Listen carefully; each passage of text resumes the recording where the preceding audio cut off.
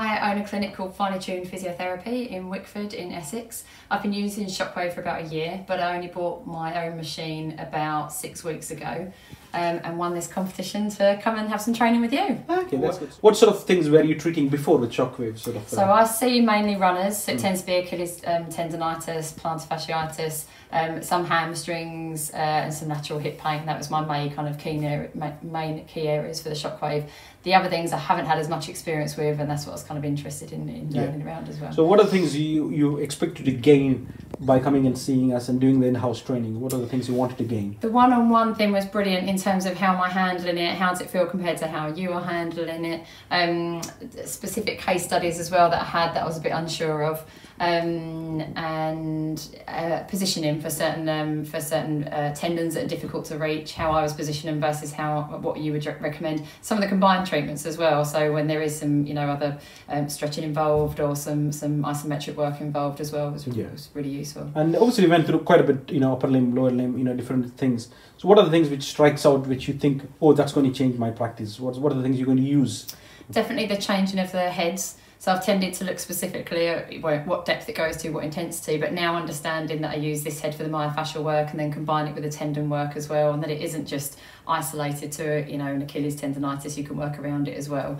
I think that kind of combined treatment, as well as the making sure the patient understands its 12-week rehab program afterwards, that's going to be really key to my treatments going forward. Yeah, and you see the role of Shockwave in the rehab journey, because one of the things we drive in is not like an isolated treatment.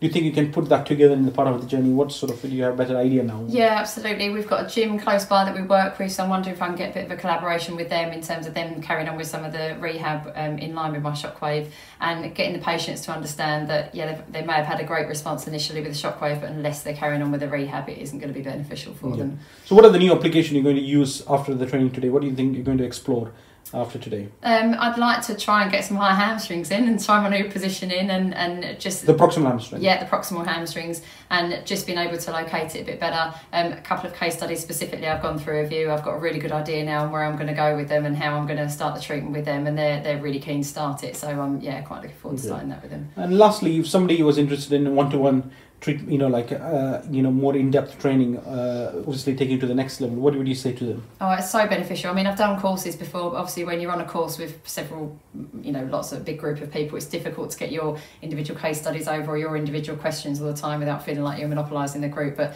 that one-on-one training and handling and things was just more valuable than, 4 courses put together. So, it's brilliant. Yeah. Thanks, Sarah.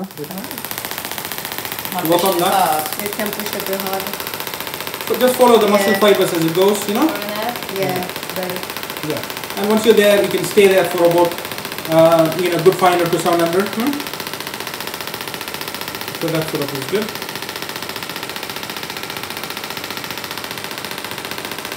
Yeah, well tolerated than your tennis elbow, So the important thing is, keep it anterior, don't go lateral. Yeah. And I find it's more... And come off the bony point. Yeah.